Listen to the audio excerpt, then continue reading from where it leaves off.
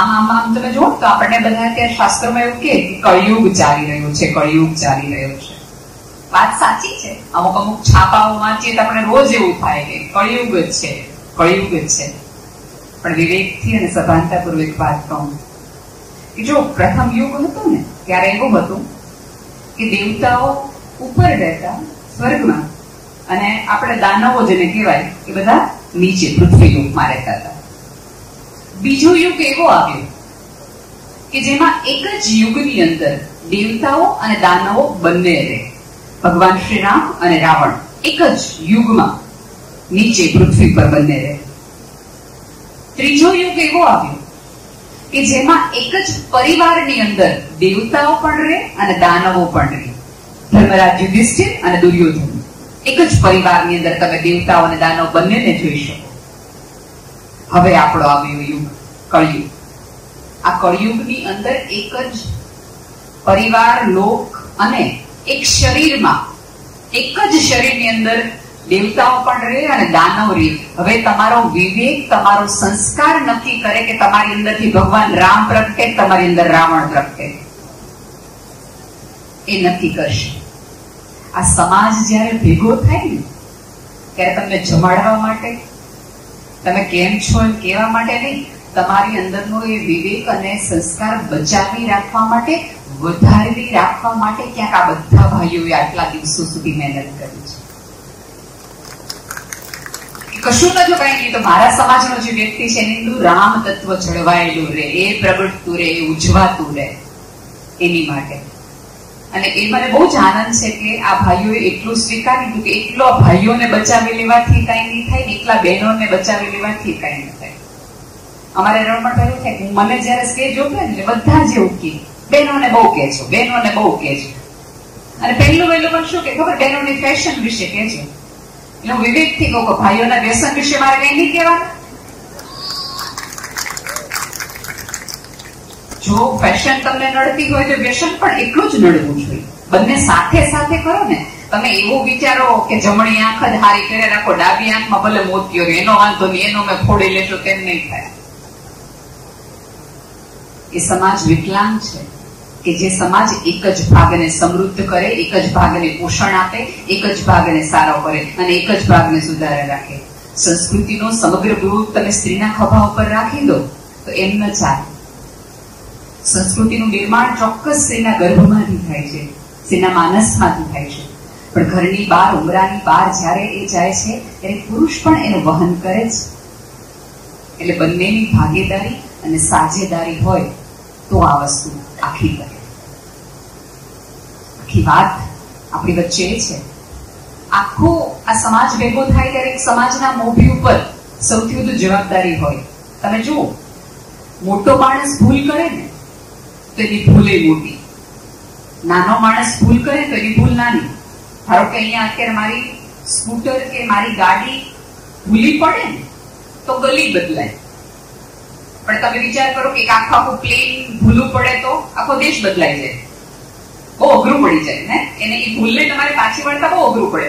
હું અત્યારે કહું કે હું અહીંયા બોરસદ આવતી હતી, મને હર્ષદભાઈ કીધું એની બદલે બીજે વે કીધું, એમાં કઈ બહુ ફેર ન પડે. એક બે દિવસમાં ઘટના ભૂલાઈ જાય ને બદલાઈ જાય. આવું જ આપણે ત્યાં થાય. મોટો માણસ ભૂલ કરે ને તો એ ભૂલના પડઘાય બહુ મોટા પડે. જયારે મહાભારતનું આખું યુદ્ધ થયું અને એક વખત ધર્મરાજ યુધિષ્ઠિર માત્ર એક જ વખત જુગાર રમાડ્યા. હજી સુધી 5000 વર્ષ સુધી આપણે સાતમ આઠમ ઉપર જુગાર એ રહીમાં તો આપણે રમવા હું વાંધો છું. દાખલા એવા નિયમણા. જયારે દ્રૌપદીને આખા કિસ્સાની અંદર લાવ્યા ત્યારે દ્રૌપદીએ સમાજમાં આખા એ ધર્મસભામાં પ્રશ્ન પૂછ્યો હતો કે યુધિષ્ઠિર પહેલા મને હાર્યા હતા કે પોતે હારી ગયા હતા. એ આખી વાત તો બધાને ખબર છે.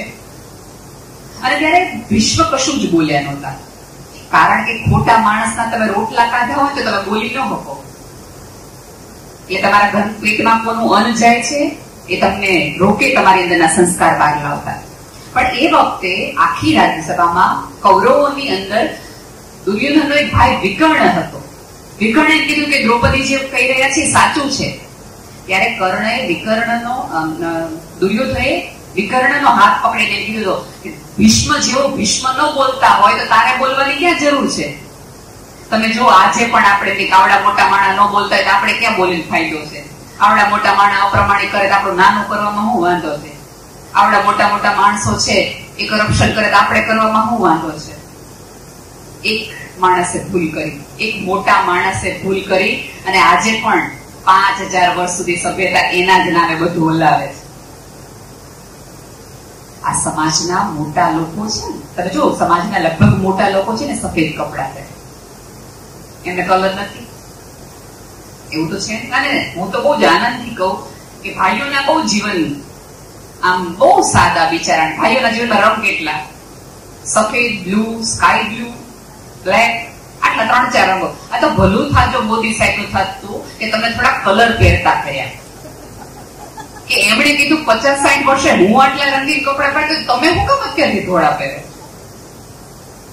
આ તમે બહેનોને જો, ધારો કે આ આટલી ઉજવણીમાં તમે લોકો અમને એક જ કલર આપ્યો હોય કે અમે ભાઈઓ બધા બ્લુ કલર પહેરશું, તમારી પાસે બધા એક જ તાકામાં તો બ્લુ કલરના તમારી પાસે શર્ટ હોય, અને અમને કીધું કે તમારે ગુલાબી, આ પહેલી દીકરીથી લઈને છેલ્લી સુધી જેટલા લોકો છે ને એટલા તમને ગુલાબીના શેડ મળે. તમે એક વખત એમ ન કહી દો કે આ બેનું હરખો ગુલાબી છે, એટલો તમે વેરિએશન લાગી. માનો કે ન માનો, આ પૃથ્વી પરની સુંદરતા છે, આ પૃથ્વી પરની વૈવિધ્યતા છે, આ પૃથ્વી પરની ઋતુઓ છે, એ સ્ત્રીના થકી છે. તમારા જમણવાર અહીંયા તમે બહુ જ સરસ કરો, એક પણ વસ્તુની તમે ખામી ન રાખો, શુદ્ધ ઘી, શુદ્ધ વા, આ બધું જ હોય, પણ તમે મીઠું ન નાખો તો સ્વાદ લાગે. મરચું તીખું ઓછું હોય તો તમે એના ઉકેલો શોધી શકો. અમારા જયભાઈ વસાવડા બહુ સરસ કે સ્ત્રી છે ને આ પૃથ્વી પરનું મીઠું છે, એના થકી સ્વાદ છે. એટલા માટે સમાજ બહુ મને ગમે કે જયારે સમાજની વાત થતી હોય ત્યારે તમે બહેનોને પણ હાજર રાખો, એને પણ સ્ટેજ ઉપર સ્થાન આપો, કારણ કે એને પાછળ રાખ્યા વગર તમે એવું માનતા હો કે તમે આગળ નીકળી જાઓ તો ભૂલમાં છો. કારણ કે તમારે સમાજનું કામ કરવું હશે, આ સમાજને ઉપર લાવવો હશે, તો તમે તમારી નોકરી કે તમારો ધંધો જે હશે 7:30 પછી, એ 7:30 પછી તમે સમાજના કામે નીકળશો. રમણભાઈ અત્યારે આખો સમાજના બોસ જિલ્લાનું આખાનું કામ કરી રહ્યા છે, તો ક્યાંક ને ક્યાંક એમનો પરિવાર, એમના પત્ની, એમના સંતાનોનો સમય એ સમાજને આપી રહ્યા છે, એમના ભાગનો સમય આપી રહ્યા છે. એટલે સમાજના જે ભાઈઓએ એમાં યોગદાન આપ્યું હશે, તમે પ્રમુખમાં હશે કે મંડળમાં હશે, એ ક્યાંક ને ક્યાંક અહીંયા બેઠેલી તમામ સ્ત્રીઓના ભાગનો સમય આપી રહ્યા છે. તો તમે એવું ન કહી શકો કે અમે સમાજનું કામ કર્યું. સાહેબ, એક સ્ત્રીએ તમારી રાહ 11-12 વાગ્યા સુધી તમને એક પણ પ્રશ્ન પૂછ્યા વગર જોયું, ત્યારે તમે સમાજનું કામ કરી શક્યા. આ સ્ત્રી ઘર ઉઠીને બેઠી રહી, એને કીધું કે તમે ઘરની ચિંતા ન કરો તો આંગણું મોરડું રાખીશ, આ શેરીની ચિંતા તમે કરો. એટલે આનંદ છે. અને પાટીદાર માટે તો મેં હંમેશા કીધું છે કે પોતાનાની પડખે ઉભો રહે એ જ પાટીદાર હોય, એને પાટીદાર કહેવાય. તમે જો પોતાનો ભાઈ, આજુબાજુના તમામ લોકો એની પાસે થોડુંક વધે તો પોતાની શેરી ચોખ્ખી કરે, થોડુંક વધારે ન થાય. તમે વિચાર તો કરો, અમેરિકામાં મોટેલો ભાઈ કેટલી સરસ વાત કરી કે અમેરિકાની કેટલી મોટેલોની અંદર એ પોતે 18 કલાક લેખે કામ કરે, અને ત્યાંથી 18 રૂપિયા લાવીને અહીંયા શું કરે? આ ગામમાં રૂડું કરાવડાવે, આ ગામની વાડીને સારી કરાવડાવે, ચબૂતરાની જરૂર છે ચબૂતરો બંધાવે, પાણીની જરૂર છે પાણીની જરૂર છે, દીકરીઓને ભણવું છે સમૂહ લગ્ન કરાવે છે, એ બધું જ કર્યા રાખે. એમણે કેટલી મંગળમાં પ્લોટ નોંધાયો ભાઈ કે આપણે આગળ વધારાનું છે. સાહેબ, આ ભૂમિ, કારણ કે સરદાર વલ્લભભાઈ પટેલની એક સાધુ પુરુષની ભૂમિ છે કે જેને ત્યારે પોતાની પાસે ન રાખ્યું, અને અત્યારે ત્યાં મોટેલમાં 18 કલાક કામ કર્યા પછી લોકો અહીંયા દેશમાં આવીને પોતાના દેશને બધું રૂડો કરે છે, બધું સમૃદ્ધ કરે છે. બાકી મેં કીધું એમ કે નો આપે તો આપણે કરી હું લે, નથી દેવો તો હું કરું. અને ઉપરવાળા પાસે થોડોક છે ને આભાર માનવાનું રાખો. આપણા બધાની તકલીફ એ છે કે જેટલી ઉપરવાળા પાસે આપણે ફરિયાદો લઈને જાય છે એટલો આભાર વ્યક્ત નથી કરતા, જરાય એટલે જરાય. ધારો કે અત્યારે તમને બધાને ખાધે પીધે સુખી રાખ્યા, સમૃદ્ધ રાખ્યા, પણ ધારો કે તમને ન બનાવ્યો નહીં, બહાર નીકળતા લઈને તમે જોશો હમણાં ઘણા બધા ભિખારીઓ હશે, ઘણા બધા માંગવા વાળા, એવા તમને બનાવ્યો તો તમે ભગવાન પર કેસ કરવાના હતા? આપણે કેસ જવડતી વખતે કે ઓલા ભાઈને તમે 3 અમેરિકામાં મોકલ દીધી, મને હા એ માગવા રહેતો નહીં. ત્યાં કઈ બીબાની તાણ નહોતી, અઢળક બીબા હતા, પણ તોય તમને તમારા પ્રમાણેનું યોગ્ય આપીને મોકલ્યા. પણ આપણને સંતોષ શું કામ નથી?